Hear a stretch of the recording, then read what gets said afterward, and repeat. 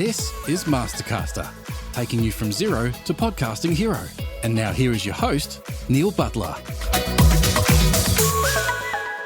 By this stage of our Mastercaster journey, we've covered the most significant steps you need to take to move from zero to podcasting hero.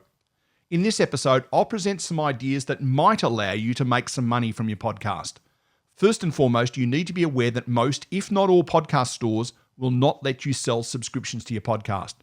Unlike authors and musical artists who can put a price on their content in online stores, podcast stores will not allow you to charge to download or subscribe to podcasts. So if you're looking to make money from your podcast, here's a few ideas. 1. Use PayPal or Patreon. Patreon is an online service that was established to enable creators to invite their supporters to provide ongoing financial support. As a podcaster, you create a Patreon account and invite your listeners to commit to a monthly payment of maybe a few dollars to support your podcast. Keep in mind that this is separate to any podcast store, and so people can continue to subscribe to your podcast without setting up a Patreon account, and conversely, people can contribute to you via Patreon without subscribing to your podcast. Some of the podcast hosting platforms allow you to create a link from your podcast page to your Patreon account, but you'll need to actively promote the opportunity for listeners to support you financially.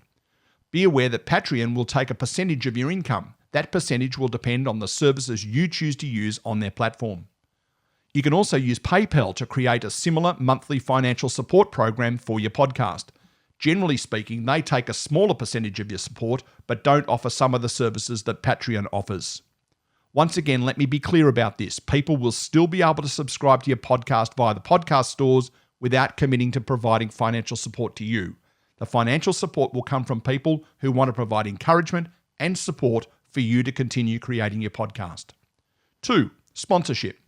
You may be able to find a business who is prepared to pay for the right to be your podcast's sponsor. There are a few things to consider before going out to try and find a sponsor. Firstly, you need to have built a significant audience. As a business owner, why would I want to pay to sponsor your podcast if you only have a handful of listeners? Business owners will want to be sure that if they're paying for their business to be promoted via your podcast, that they'll receive an appropriate return on that sponsorship payment. Secondly, you need to think about what you can offer a sponsor. Is it simply going to be an advertisement during the podcast episodes? Is there going to be promotion of their business on your social media channels, website, and other publications you create? If you're considering an advertisement in your podcast, think carefully about its duration and its placement.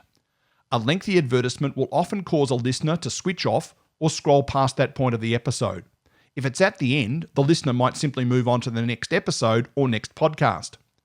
Maybe a short, sharp message as part of your introduction or a short advertisement in the middle of the episode may be your best option. While sponsorship seems like the easiest monetization option to manage, it needs careful consideration to ensure that it doesn't cause your subscribers to unsubscribe. 3. Private podcasting. A private podcast is one that operates via a podcast hosting platform, but only allows authorized subscribers to listen to the podcast. One common application for a private podcast is where a business or other organization wants to replace or complement other internal communications channels. The access is usually managed via email address, either by individual subscribers requesting access, or in the case of an organization's private podcast, by email domain. You could use this method to monetize your podcast. You could ask people to pay an amount each month or as a one-off payment to access your private podcast. We manage the Mastercaster podcast as a private podcast. Only registered Mastercaster participants are able to access this series as an audio podcast. 4.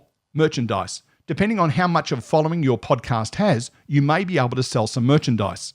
This is a difficult one to manage in the early days of your podcast for a couple of reasons. Firstly, you're usually busy preparing and producing podcast episodes. And secondly, until you've built up a reasonable following, you won't have many listeners who want to purchase your merchandise. Podcast merchandise is certainly one way to raise some money to support your podcast. I just wouldn't rely on it as your primary income source in the early stages of your podcasting journey.